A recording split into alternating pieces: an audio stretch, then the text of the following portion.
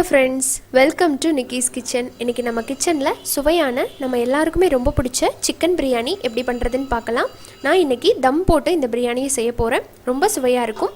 வீடியோக்குள்ளே போகிறதுக்கு முன்னாடி நம்ம சேனல் நிக்கிஸ் கிச்சனை இன்னும் சப்ஸ்கிரைப் பண்ணாதவங்க சப்ஸ்கிரைப் பண்ணிக்கோங்க. உங்களோட பிக் சப்போர்ட்டை எனக்கு கொடுங்க. கூடவே இருக்கிற பெல் சிம்பளையும் கிளிக் பண்ணிக்கோங்க. வாங்க வீடியோவில் பார்க்கலாம். இந்த சிக்கன் பிரியாணி பண்ணுறதுக்கு இன்றைக்கி நான் ஒரு 1/2 கிலோ சிக்கன் எடுத்துருக்கிறேன். இப்போ இதை நல்லா மஞ்சத்தூள் போட்டு இந்த மாதிரி கழுவி எடுத்து வச்சுருக்கிறேன். இப்போ இதை நம்ம ஃபஸ்ட்டு மேரினேட் பண்ணிக்கலாம். 1/2 கிலோ சிக்கன் எடுத்துருக்கோம் அப்படின்னா 1/2 கிலோ அளவுக்கு பாஸ்மதி ரைஸ் எடுத்துக்கலாம். சம அளவு போட்டால் நல்லாயிருக்கும். அதை விட கறியோட இது குவான்டிட்டி அதிகமாக இருந்ததுன்னா இன்னும் பிரியாணி சூப்பராக இருக்கும். சரி, இதை நம்ம ஃபஸ்ட்டு மேரினேட் பண்ணிக்கலாம். அதுக்கு ஒரு பவுலில் இந்த மாதிரி ஒரு 2 டேபிள் ஸ்பூன் அளவுக்கு நம்ம இஞ்சி பூண்டு சேர்த்துக்கலாம். அது கூடவே ஒரு டீஸ்பூன், அதாவது ஒரு டேபிள் ஸ்பூன் அளவுக்கு சில்லி பவுடர் எடுத்துருக்கிறேன். அவங்கவுங்க காரத்துக்கு தகுந்த மாதிரி எடுத்துக்கோங்க. 1 teaspoon garam masala, 1 teaspoon coriander powder, அதாவது மல்லித்தூள், ஒரு 1/4 டீஸ்பூன் போல் மஞ்சத்தூள். சில்லி பவுடர் இப்போ ஆட் பண்ணியிருக்கேன். இது பத்தலைன்னா நம்ம பிரியாணி செய்யும்போது ஆட் பண்ணிக்கலாம். இப்போது இது கூடவே ஒரு 2 டேபிள் ஸ்பூன் அளவுக்கு தயிர் ஆட் பண்ணிக்கிறேன்.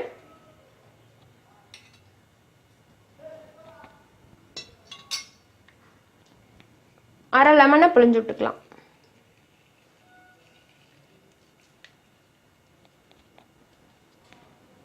இப்போ இதை நல்லா கலந்து விட்டுட்டு சிக்கன் பீசஸ் ஆட் பண்ணிக்கலாம். எல்லாமே கலந்துட்டு இந்த சிக்கன் பீசஸ்க்கு தேவையான அளவுக்கு மட்டும் உப்பு சேர்த்துக்கிறேன். இது எல்லாமே ஒரு வாட்டி நல்லா கலந்துட்டு நம்மளோட சிக்கன் பீசஸை இப்போ இதில் ஆட் பண்ணிக்கலாம். இந்த மாதிரி மேரினேட் பண்ணி வச்சோம் அப்படின்னா பிரியாணியில் நம்ம சிக்கன் சாப்பிடும்போது அவ்வளோ டேஸ்ட்டாக இருக்கும். இந்த மசாலாலாம் உள்ளே நல்லா கலந்து ரொம்ப டேஸ்ட்டாக இருக்கும் பிரியாணி. இப்போ இது எல்லாமே நல்லா கலந்து விட்டுக்கலாம். பாருங்கள், இப்போ எல்லாமே நல்லா கலந்து விட்டேன். இதை ஓரமாக வச்சுட்டு நம்ம பிரியாணி பண்ண ஆரம்பிச்சிடலாம். பிரியாணி பண்ணுறதுக்காக நான் இன்றைக்கி அடிகனமான பாத்திரம் எடுத்திருக்கேன். நான் குக்கரில் பண்ணல, பாத்திரத்தில் தான் பண்ண போகிறேன். பாத்திரம் சூடாகட்டும். பாருங்கள், இப்போ பாத்திரம் சூடாயிருச்சு. இப்போது ஃபஸ்ட்டு ஒரு 2 டேபிள் ஸ்பூன் அளவுக்கு நம்ம நெய் சேர்த்துக்கலாம்.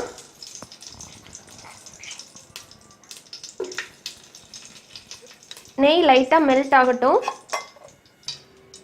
பாருங்கள், இப்போது இதில் எண்ணெய் சேர்த்துக்கலாம். எண்ணெய் ஒரு 150 மில்லி அளவுக்கு சேர்த்துக்கோங்க. 1/2 கிலோ அரிசி போட்டு நம்ம பண்ணுறோம். ஸோ ஒரு 150 மில்லி கரெக்டாக இருக்கும்.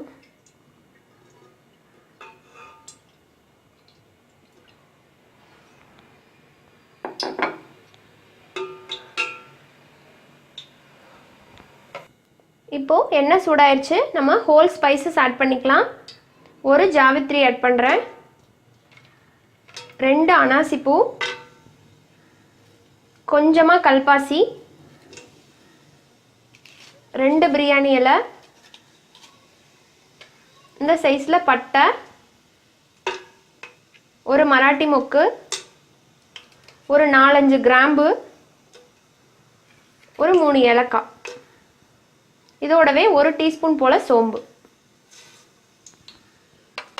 எல்லாமே சேர்த்துட்டு ஒரு வாட்டி நல்லா வதக்கிக்கலாம். நல்லா இது இந்த நெய் எண்ணெயிலேயே வதங்கணும். அப்போ தான் நல்லா பிரியாணி நல்லா வாசமாக இருக்கும். பாருங்கள், இப்போ நல்லா வதங்கிடுச்சு. இப்போ இதில் 4 பெரிய வெங்காயம் எடுத்து நான் இந்த மாதிரி நீல வாக்கில் கட் பண்ணி வச்சுருக்கிறேன். நான் மீடியம் சைஸ் ஆனியன் யூஸ் பண்ணியிருக்கேன். பெருசாக எடுத்திங்கன்னா ஒரு 3 போட்டால் போதும். இப்போ இதை ஆட் பண்ணிக்கலாம். ஆட் பண்ணிவிட்டு இந்த ஆனியன் நல்ல கோல்டன் ப்ரௌன் ஆகணுங்க. அப்போ தான் இந்த பிரியாணி ரொம்ப டேஸ்ட்டாக இருக்கும். இதை நல்லா வதக்கிக்கோங்க. பாருங்கள், ஆனியன் நல்லா கோல்டன் ப்ரௌன் ஆகிடுச்சு பாருங்கள். இப்போ இந்த ஸ்டேஜில் ஒரு 3 பச்சை மிளகாய் எடுத்து வச்சுருக்கிறேன். இப்போ இதை சேர்த்துக்கிறேன். கீரை வேணாலும் போட்டுக்கலாம். நான் இப்படியே சேர்த்துட்டேன். இப்போ இது கூடவே 1 ஸ்பூன் அளவுக்கு இஞ்சி பூண்டு பேஸ்ட் ஆட் பண்ணுறேன். நம்ம ஆல்ரெடி சிக்கனில் மேரினேட் பண்ணியிருக்கோம். இப்போ ஒரு வாசத்துக்காக இப்போ ஆட் பண்ணிக்கலாம்.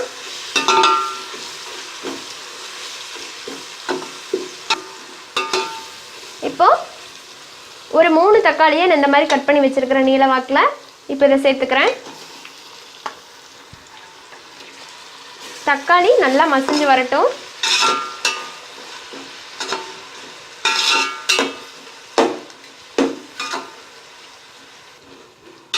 பாருங்கள், இப்போ தக்காளி நல்லா மசிஞ்சு எண்ணெயெல்லாம் வெளிவர ஆரம்பிச்சிருச்சு.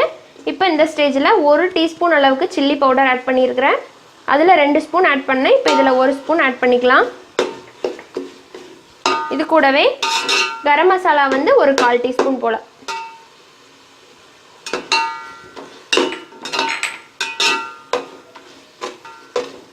இது கூடவே ஒரு 2 டீஸ்பூன் தயிர் ஆட் பண்ணிக்கலாம். அதில் 2 டீஸ்பூன் ஆட் பண்ணியிருக்கேன். இப்போ இதில் 2 டீஸ்பூன் ஆட் பண்ணிக்கிறேன். தயிர் வந்து ஒரு 50 ml அளவுக்காவது போடணும். எல்லாம் கலந்து விட்டுட்டு இப்போது இது கூடவே நம்ம புதினா கொத்தமல்லி ஆட் பண்ணிக்கலாம். நல்லா ஃப்ரெஷ்ஷான புதினாவை நல்லா இந்த மாதிரி பிச்சு ஆட் பண்ணிக்கோங்க. நல்லா வாசமாக இருக்கும்.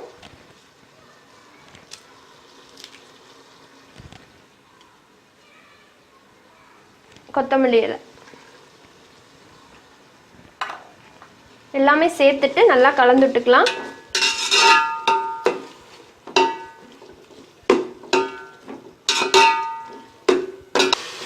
இப்போ நல்லா வதக்கியாச்சு. இப்போ இது கூடவே நம்ம மேரினேட் பண்ணி வச்சிருக்கிற சிக்கன் பீசஸ் இப்போ ஆட் பண்ணிக்கலாம்.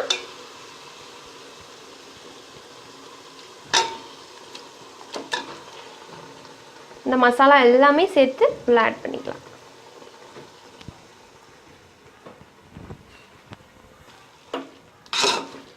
பாருங்க, சிக்கன் பீசஸ் எல்லாமே நல்லா கலந்து விட்டுக்கலாம். இப்போது நம்மளோட சிக்கன் வந்து ஒரு 75% இந்த ஆயில்லையே இதில் வர்ற தண்ணியிலையே குக் ஆகணும். அதுக்கப்புறம் தான் நம்ம ரைஸ் ஆட் பண்ணணும். இப்போ நம்ம ஒரு லிட் போட்டு மூடி வச்சிடலாம். ஒரு 15 மினிட்ஸுக்கு அப்படியே இருக்கட்டும். பாருங்கள், இப்போ ஒரு 15 நிமிஷம் போல் ஆயிருக்கு. இப்போ நம்ம எப்படி இருக்குன்னு பார்ப்போம். பார்த்தீங்களா, நம்ம சிக்கன் வந்து நல்லா குக் ஆகிடுச்சு. ஒரு 75%க்கு மேலேயே நல்லா குக் ஆகிடுச்சுங்க. இப்போ ஒரு வாட்டி நல்லா கிளறிட்டு நம்ம ரைஸ் ஆட் பண்ணிக்கலாம்.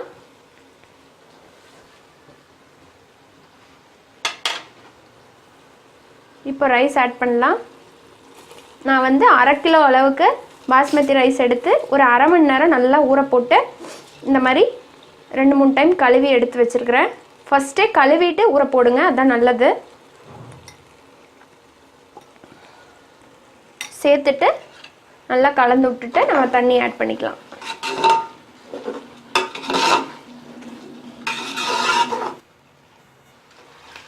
பாருங்கள், இப்போ நல்லா கலந்து விட்டுட்டேன். இப்போ 2 கப் ரைஸுக்கு நான் மொத்தம் 4 கப் தண்ணி எடுத்துருக்கிறேன். அதில் இப்போ 3 கப் தண்ணி ஆட் பண்ணிக்கிறேன். 1 கப் நம்ம வந்து கோகனட் மில்க் ஆட் பண்ணிக்கலாம்.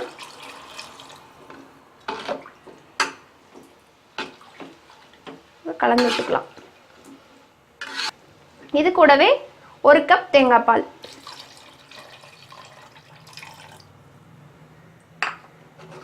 ஆட் பண்ணிவிட்டு இது நல்லா இந்த அரிசி தண்ணியை நல்லா கலந்து வர மாதிரி நல்லா கொதிக்க விடலாம்.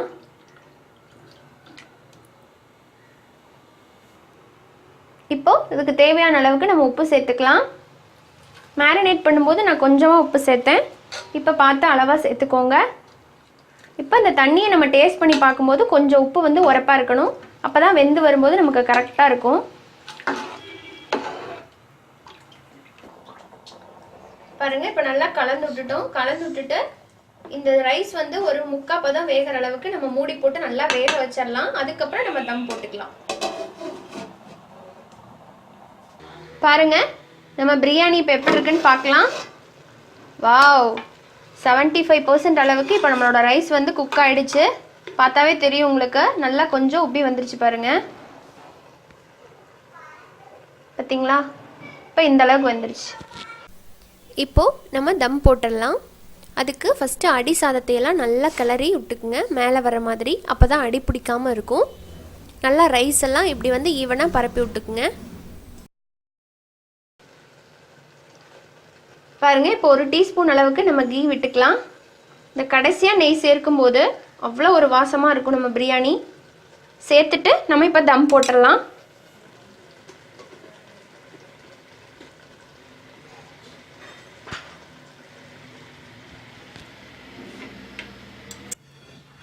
இந்த தம்க்காக நான் வந்து ஒரு பெரிய நல்லா வெயிட்டான தோசைக்கடா எடுத்திருக்கேன். நல்லா அடிகனமானதாக எடுத்துக்கோங்க, அப்போ தான் நம்ம பிரியாணி நல்லா அடி பிடிக்காமல் இருக்கும். இது மேலே நம்ம பிரியாணி பாட் வச்சிடலாம். வச்சுட்டு வச்சு க்ளோஸ் பண்ணிக்கலாம். பாருங்கள், இப்போ நல்லா வெயிட்டான குக்கர் வச்சுருக்கேன். அந்த குக்கருக்குள்ளே நல்லா சுடுதண்ணி இந்த மாதிரி ஃபுல்லாக நம்ம ஃபில் பண்ணிவிட்டு இப்படி வச்சிடலாம். இப்படி வைக்கும்போது அந்த ஸ்டீம் வந்து வெளியே போகாமல் நல்லா குக் ஆகும். பாருங்கள், இப்படியே ஒரு 10 நிமிஷம் நம்ம மிதமான சூட்டில், அதாவது சிம்மில் வச்சே நம்ம குக் பண்ணணும். வேகமாக வச்சிட வேண்டாம்.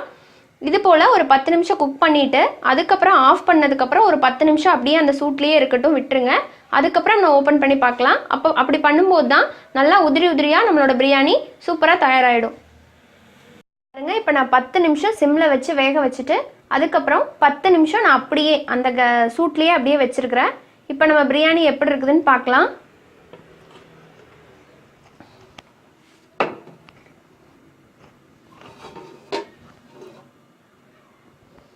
வாவ், சூப்பராக இருக்குங்க. ரொம்ப வாசமாக, வீடே வாசமாக இருக்குது.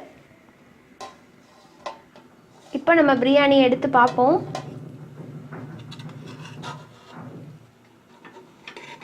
பார்த்தீங்களா, நல்லா உதிரி உதிரியாக இருக்குல்ல. பாருங்கள், நான் இப்போ உங்களுக்கு சிக்கன் பீஸ் எடுத்து காமிக்கிறேன். எந்த அளவுக்கு வெந்திருக்குதுன்னு உங்களுக்கே தெரியும். பார்த்தீங்களா, நம்மளோட லெக் பீஸ் நல்லா வெந்துருச்சு பாருங்கள். சூப்பராக வெந்து எப்படி இருக்குது பார்த்தீங்களா, நல்லா வெந்துருச்சு, நல்லா வாசமாக இருக்குது.